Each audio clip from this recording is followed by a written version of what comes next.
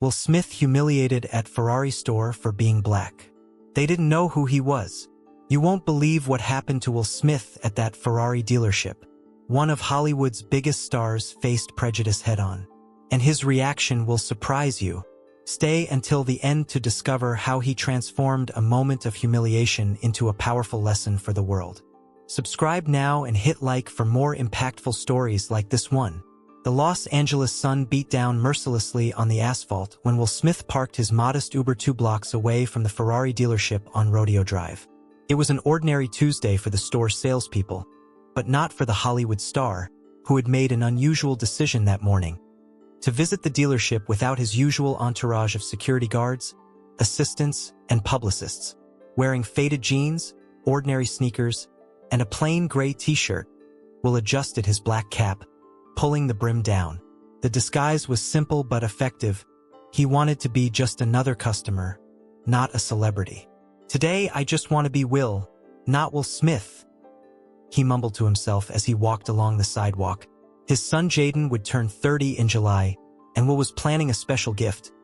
A red Ferrari F8 Tributo, the young man's dream car since seeing the model at a racetrack 2 years earlier. The dealership's automatic doors opened with an elegant whisper. The interior was a temple to Italian luxury, polished marble, strategic lighting highlighting every sensual curve of the displayed vehicles. The aroma of new leather mixed with a subtle woody perfume in the air. 3 salesmen were talking near the central counter, all in impeccable suits. None of them immediately noticed the new customer's entrance. Will took a deep breath and smiled. It was refreshing to go unnoticed, even if only for a few minutes. His eyes scanned the showroom until finding his target. An F8 Tributo gleaming in traditional Ferrari red, positioned on a rotating platform in the center of the store. He slowly approached the vehicle, absorbing every detail with genuine admiration. His fingers slid smoothly over the shiny surface of the hood. "Perfect," he thought. Jaden would be ecstatic. "Can I help you?" The voice behind him carried barely disguised suspicion. Will turned to find a middle-aged salesman, gray hair at his temples, observing him with an arched eyebrow. The badge on his chest read, "Richard Keller Premium Sales Specialist." "Yes, I'm interested in this model," Will replied with his characteristic smile, extending his hand. "I'm Will." Richard looked at the extended hand, then at Will's casual outfit, and finally at his face partially shadowed by the cap. He didn't return the handshake. "This is the F8 Tributo, our premium line. It starts at $276,000, without customizations." The tone was deliberately discouraging, the words pronounced with exaggerated slowness, as if explaining something complex to a child. "Perhaps you'd like to start with something more accessible?"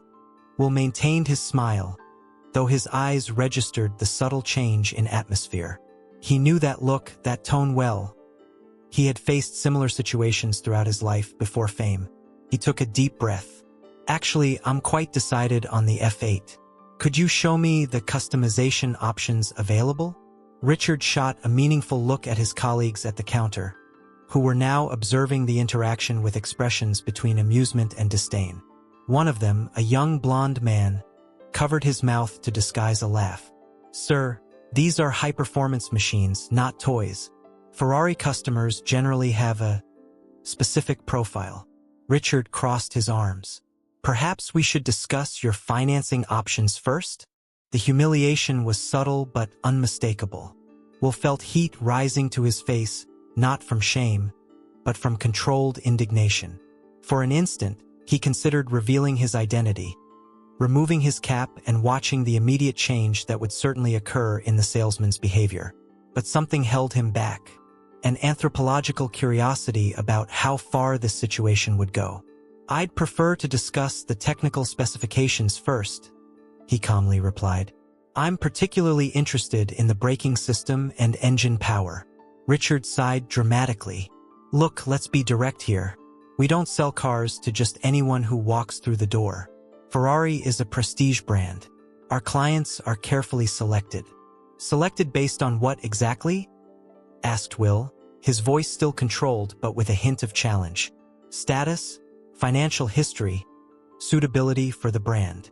Richard made a deliberate pause before adding, cultural compatibility with the company's Italian legacy. The third salesman, who until then had only been observing, approached. He was older than the others, with a golden badge indicating manager on his impeccable Italian suit. "Any problem, Richard?" he asked, his eyes studying Will with the same barely disguised suspicion.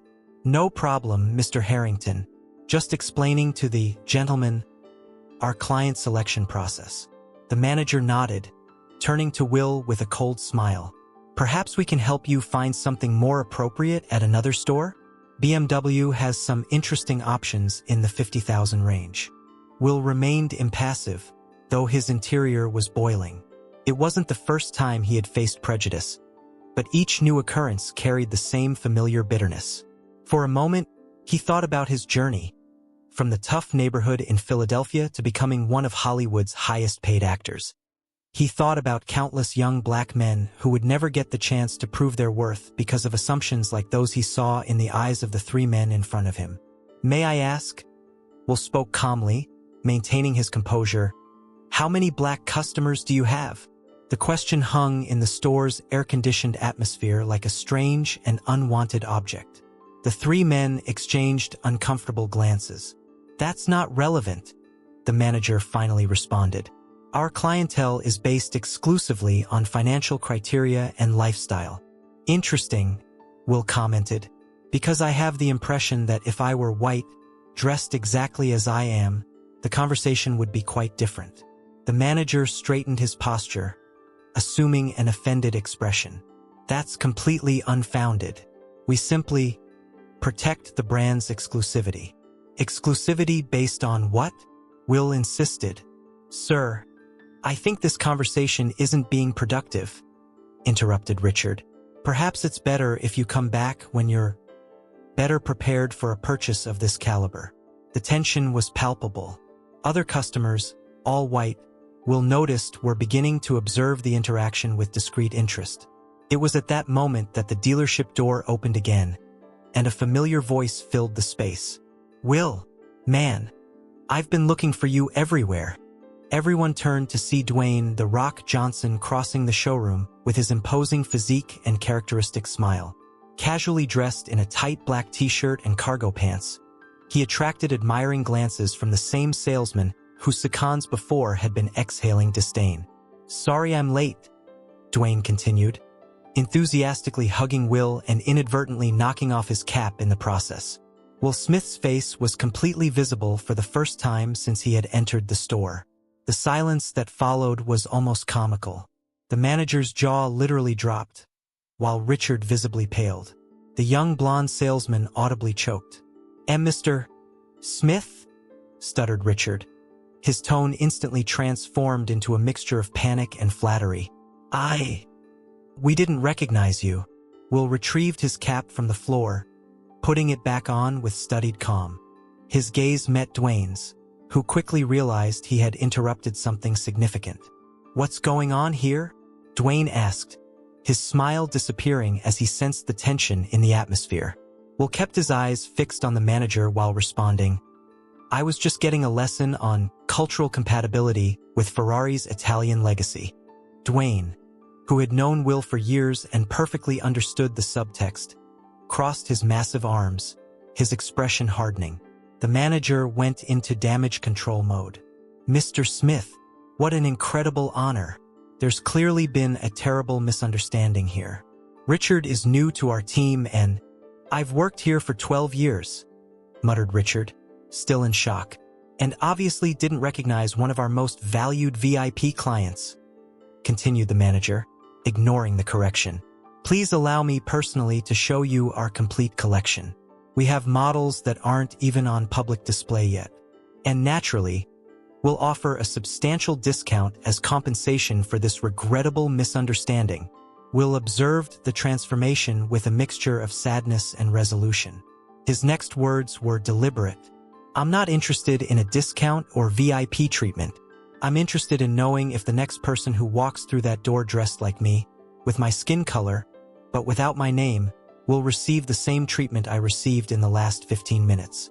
The manager sputtered something incomprehensible, his face alternating between shades of red and white. "I didn't come here as Will Smith, the celebrity," continued Will, his voice calm but carrying a weight that silenced the entire store. "I came as a man wanting to buy a gift for his son. And I discovered that even in 2025, with all my success, with everything I've achieved, I'm still judged first by my appearance and the color of my skin, not by my character or financial capacity." Dwayne placed a supportive hand on his friend's shoulder. The other customers watched in silence, some discreetly filming with their smartphones. "I want you to know that today you didn't just lose a sale," Will concluded. "You lost an opportunity to demonstrate that this brand you value so highly lives up to contemporary ideals of equality and respect. Ferrari is about excellence and innovation, not exclusion and prejudice." He turned to Dwayne, ignoring the manager's desperate attempts to remedy the situation. "Let's go, man. I think I'll buy Jaden a McLaren."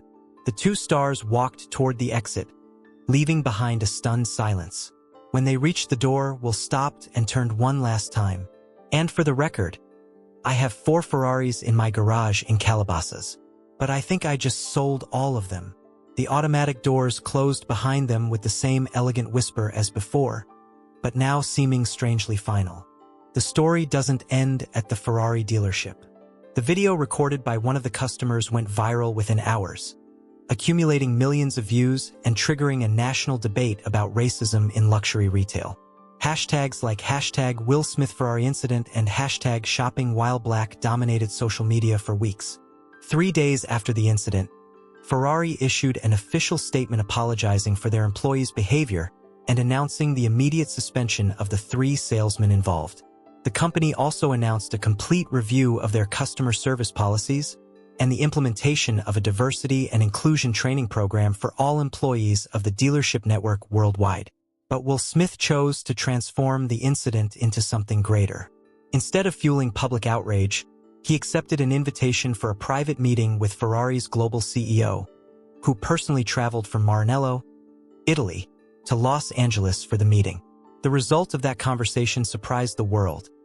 The announcement of a partnership between the Smith Foundation, Ferrari, and other luxury brands to create the Open Doors program, aimed at combating prejudice in high-end retail and increasing representation in luxury companies, from customer service to executive positions.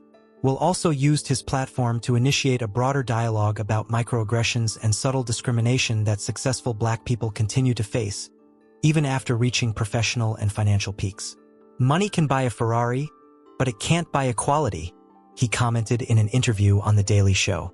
"That's something we need to build together, daily, with honest conversations and real behavioral changes."